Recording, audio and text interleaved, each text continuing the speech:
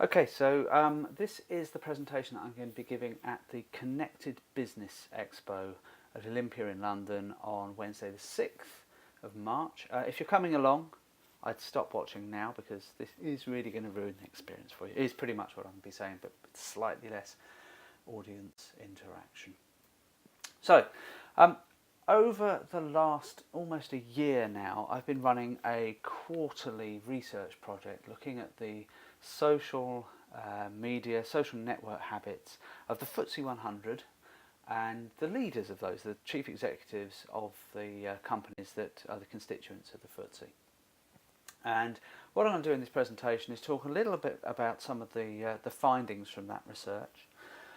Talk a bit about what I see as some of the underpinning causes, and then think about that then more broadly in the context of what you can learn from that for the implementation of social networks, social in the enterprise, collaboration tools within organisations. So when we look at the FTSE 100, the first piece of really good news is that absolutely every one of them, all 100%, have got a corporate website. Now, given that some of the nether regions of the FTSE 100, where there are some interesting South American mining conglomerates and other stuff that's listed because of the cachet that being on the FTSE gives them, it's not actually as an immediate no-brainer as it might first appear. But every single one of the 100 FTSE 100 companies has got a corporate website, and many of them look a lot like this. This is the BP site, and as you can see, it's all about them and the products and services that they offer and their corporate and social responsibility and so on. So 100%. And then look about how corporates at a corporate level are using social networks. The picture's pretty good. If we look at corporate use of Twitter, so Twitter accounts being used to be able to effectively push out corporate messages, 81 of the 100 FTSE 100 companies have got a corporate presence. Usually that's a kind of press and PR kind of thing. Again, using BP as the example here, you can see BP's press Twitter account. I think they've got others, and that their Mark Salt, bless him, is the person in control of that, and it's very much a kind of push notifications out of news about the company, and that's quite a common model across the 80 other companies in the FTSE that are doing this. We then think about how corporates at a corporate level are using LinkedIn, I guess the de facto business network. It's an even stronger story. 85 of the 100 companies are using LinkedIn and LinkedIn pages for their company to be able to do more than just exist. And again, if we look at the BP example there, it's commonly used firstly as a tool to be able to talk about jobs that are on offer and to attract talent and to be able to explain about the company from an employee-employer perspective. It sort of reinforces the idea maybe that LinkedIn is the job seekers network, and I know that certainly recruitment is the big growth area for LinkedIn as a service. The companies that don't do this generally are the ones that are the ones that are listed on the FTSE because of the London cachet. So Eastern European, South American mining companies, you can kind of understand maybe that they're quite a close-knit network and so on. So anyway, 81% are on Twitter, 85% are on LinkedIn. Now, if we look at a more atomic level about what's happening with employees and people more generally around LinkedIn, because we can able to get the numbers to analyse this, we find there's 1.1 million employees of FTSE 100 companies who are associated with their companies on the social network. Now that's a fair number. It's probably slightly down as well because there are definitely group structures and whatever that don't necessarily get represented particularly well within LinkedIn, so you might lose people. The holding company for British Airways is a case in point there, where actually the holding company has handful of employees, and it doesn't reflect out either the Iberia or BA staff. But 1.1 million as a baseline to be able to track, and that's been holding pretty average. The other one that's really interesting is the number of people who follow companies on LinkedIn, and this has almost doubled in the year that we've been doing this research. It's up to 7 million people now, and you can imagine that's a lot of it is prospective talent or people who are looking to be able to do business in some way with those companies. So 1.1 million, 7 million. Let's now look at the CEOs of these companies. And here the story is a little less impressive. Of the 98 chief executives who were in place at the time that we ran the last survey in January, only 26% of them had an active presence on either LinkedIn or Twitter or both. In fact, the number who were really active on both was less than half a dozen. This is, I think, something of a cause for concern. Now, you can put aside the companies that are there listed on the London Exchange for the cachet. You can put aside maybe companies that are in engineering, industrial, not particularly digital industries. But then when you look at retailers, when you look at media companies, when you look at technology companies, when you look at retail banking companies, when you look at telcos, I would kind of expect that the chief executives would have at least some sort of engagement on social networks for business reasons, just if nothing else to be able to live their brand a little. None of the chief executives of any of the companies that are on the screen at the moment have any sort of social network presence on Twitter or LinkedIn. We didn't cover Facebook. We wanted to keep this very much focused on tools that could have credible business use. The chief executives of all these companies are absent from social networks. Now, why is that important? Well, you could argue that maybe at the rarefied levels of the chief executive that they don't need to be doing this social network thing. They don't need to engage at that digital level because, well, they have their real world networks and they have their teams of people to help them organise their lives and all the rest. I think there are a number of reasons though why particularly companies like the ones up on screen at the moment should be engaging, and they're as follows. First of all, reputation management. Brands spend millions and millions of pounds protecting their brands. The chief executives of 74% of the FTSE 100 are not doing even the bare minimum to protect their own personal brand, their own online reputation, and as a result a number of them have been spoofed. Some of them obviously, some of them less so. The second thing, coming back to that list of companies you just saw, is that if your company is in any way being affected in the digital realm, the social realm, to be able to live out the reputation and the brand promise that your company represents, surely you need to be engaged there as well. If you're selling collaboration or social in the enterprise services as people like BT do into their customers and yet their chief executive isn't engaged, what does that say about? Third one is customer engagement. LinkedIn today says you're open for business. I will meet many people over the course of any 1 week. I get a slight sense of why aren't they there for anybody who hasn't got some sort of LinkedIn presence these days. I've been using that site for over 10 years now. The next one is talent engagement. As we saw, there are 1.1 million FTSE 100 employees on LinkedIn. Only 180,000 of them will find their own chief executive on the site. And then all of those 7 million people who are looking at companies potentially to be their next employees, again, if the chief executive isn't there, what does that say about how they want to engage with talent now and talent in the future? There are issues around collaboration. Collaboration now isn't just within the organisation, it's outside of the organisation. Frequently for me these days I find Twitter is a first point of being able to start to establish teams and to be able to find people to work with. If I'm not engaging, how am I, what messages are being sent out about how I think my company should collaborate? And then the final one is that I don't think that it's possible for people to understand social networks until they've really got engaged with them themselves.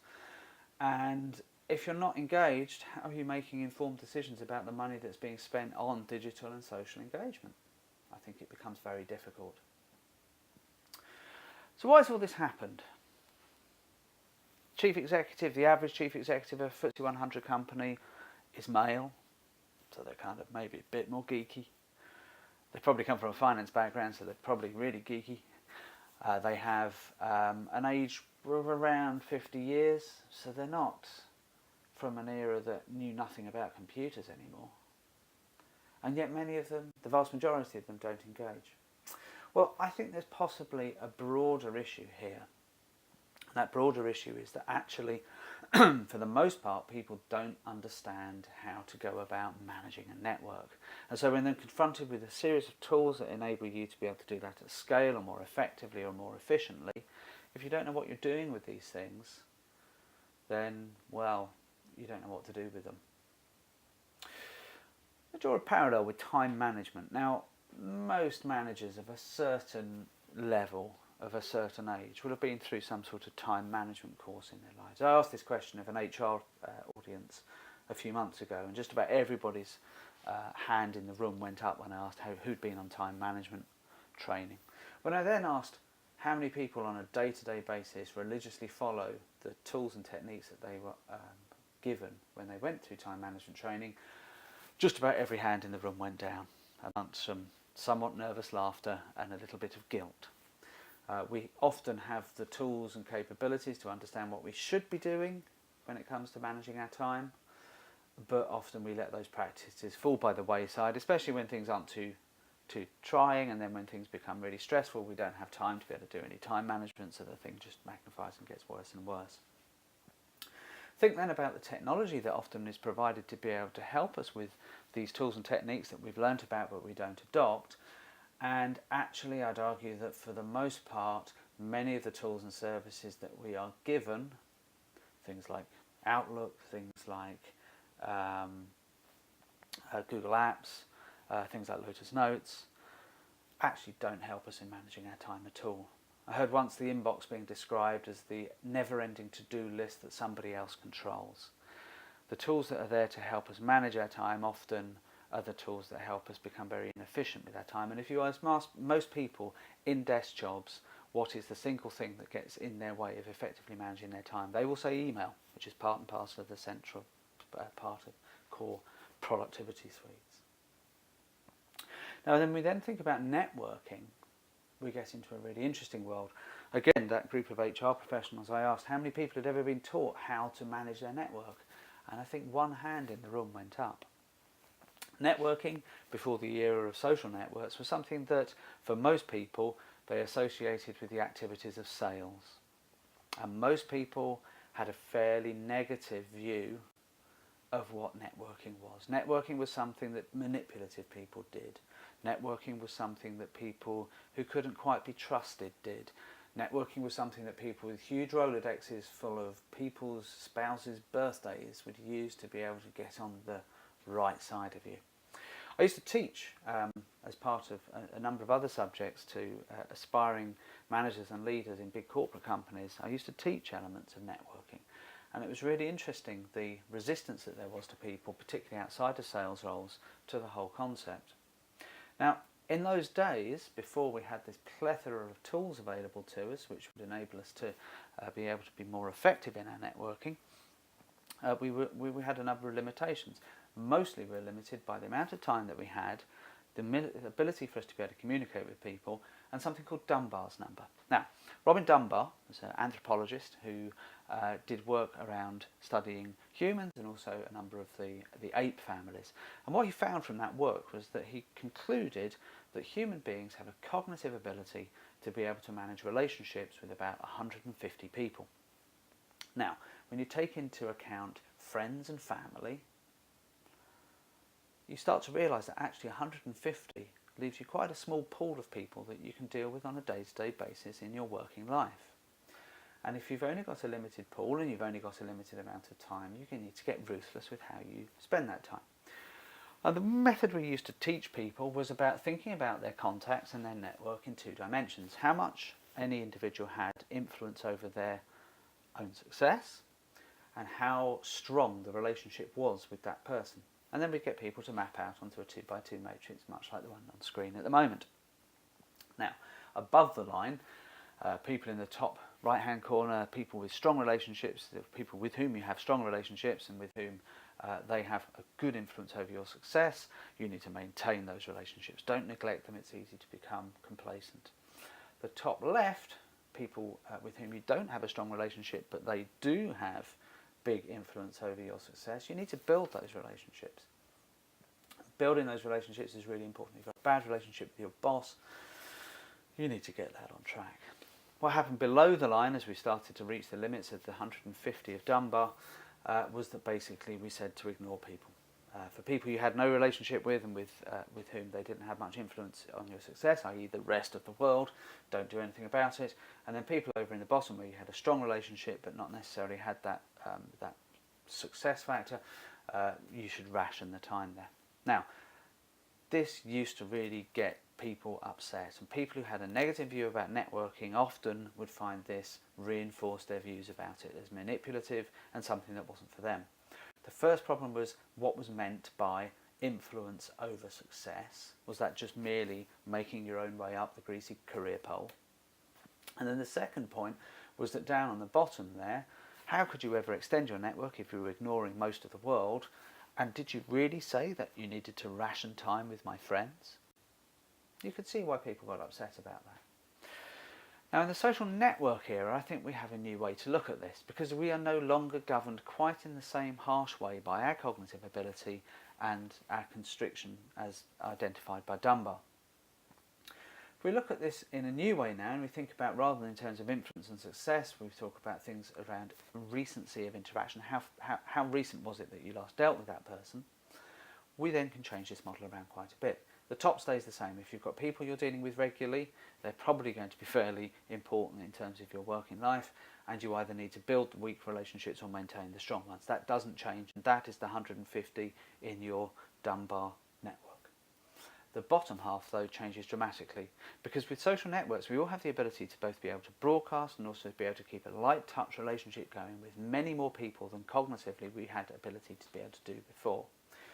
Down the bottom there, for people that you've had strong relationship with in the past but you don't have much to do with them at the moment, you're able to use things like status updates and commenting on stories and saying hello very lightly as a way to be able to keep those relationships alive in ways that were never really possible or practical before.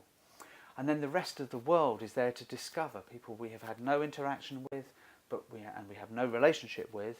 But tools like Twitter and LinkedIn, Twitter particularly, give us the ability to strike up conversations with complete strangers where we can spot common interest and to be able to extend our network as a result. This is something that I, as I'm building my own business, am doing frequently. Now, in that world, social networks start to have some sort of positive value. And that positive value, it can be explained in terms of helping people to become more effective in terms of getting their job done through being more effective networkers. Now, if you're going to get more effective as a networker using social tools, there are some principles within the social world, the social network world, that are maybe different from what we're used to. The first are three things about the style of which you interact. Frequency is really important. There is so much information. If you watch Twitter streams coming in, there's a serendipity factor about whether anybody's going to see anything that you ever say. So if there's that factor playing, you need to be able to be doing it reasonably frequently to be able to get any sort of impact there. And that does mean often kind of repeating yourself, which people find a bit weird because we're in a world where we're used to models like email where you send it once and that's just the one and you follow up if nothing's happened.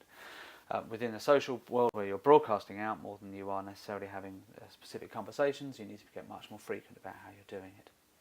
The second is, we're in a time poor, information overloaded world, you need to be brief in the way in which you communicate. Twitter is a great format to be able to get really concise around how you get your message out. But I think it can apply into the use of email, the use of other collaboration tools as well. You need to get to the point much more quickly than we ever have done before. And then finally, there's personality. Particularly with social networks, because of the nature of them, we need to start maybe disclosing a little more of ourselves as people to become credible.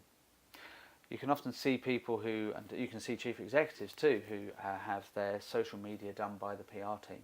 and what you tend to see there is bland corporate speak that gives you no insight at all as to whether this is a person or just a machine. And that, in a world where we're getting increasing levels of disclosure and transparency as we interact as individuals as well as we interact with organisations, is a big problem. Learning how to be able to disclose something about yourself and your personality is crucial to be able to have credibility and to build trust on social networks. We then have two other dimensions that people need to think about when they're confronted by thinking about what tools there are and how to collaborate and how they might go about it, both in terms of the open internet social networks and also collaboration tools and social tools within the enterprise. The first is the distinction between what is public and what is private. Private goes all the way down to the things in the back of your head that you think but you should know that you never disclose to anybody, and goes all the way through to public, being able to have conversations with the entire world. And there's every stage in between. It could be a private conversation that I want to have with one other person. It could be a private conversation that I want to have with a group of people. It could be a conversation that I want to have with another person but in public, or a group of people but in public. All of these modes of communication are available to us now through the various tools that we have. And it's not enough for IT departments or HR departments to think that they can mandate one way for this to all work, because it will be different for different people. It's also sometimes assumed that this distinction between public and private is maybe innate ability within the generation that is coming into the work environment today. And actually, if anything, the generation that is coming into the work environment today that have grown up with social networks have a real problem in understanding what should be private. This is really well illustrated by the unfortunate events around Paris Brown, the Kent Constabulary youth crime czar, when some of her Twitter feed was exposed in the press last year. And you can see that actually there's something there about people not understanding what is appropriate to disclose to the outside world and what isn't, and understanding the power of these tools. By the same token, though, chief executives need to get smart on this as well, as we all do. And we saw earlier this year one of the more active Twitter users in the CEO community on the FTSE 100, Ralph Topping, having to take himself private as he went a little bit over the mark in terms of a conversation that he was having around gambling machines in bookmakers that was in public on Twitter.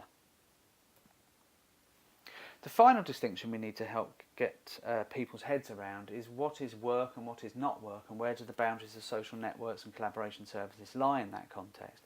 Because actually it's a lot harder than it used to be. If you think about all of the social tools that you have available to you, over on the left hand side, as you can see here, well, I think most people would say that LinkedIn is primarily work related, and tools like Yammer are certainly primarily work related.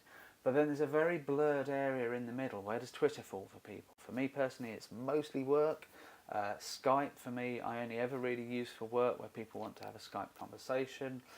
Google Plus, if somebody could explain Google Plus to me in this context, I would love to know, because it really confuses me because of not being able to make a distinction between where it sits. Traditional email services probably are more on the work side, as people use social networks increasingly to be able to have communication with friends. And then over on the right hand side, with tools like Instagram and Snapchat and WhatsApp and Facebook, you can see they're tools that are probably more in the social, out of work domain, but who knows?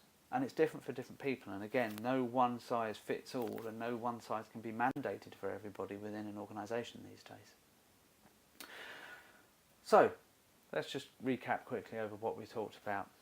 Social engagement amongst CEOs at the moment is very low. There are some problems there in terms of what that message sends out to the rest of their organisations and to their clients and their customers and their suppliers.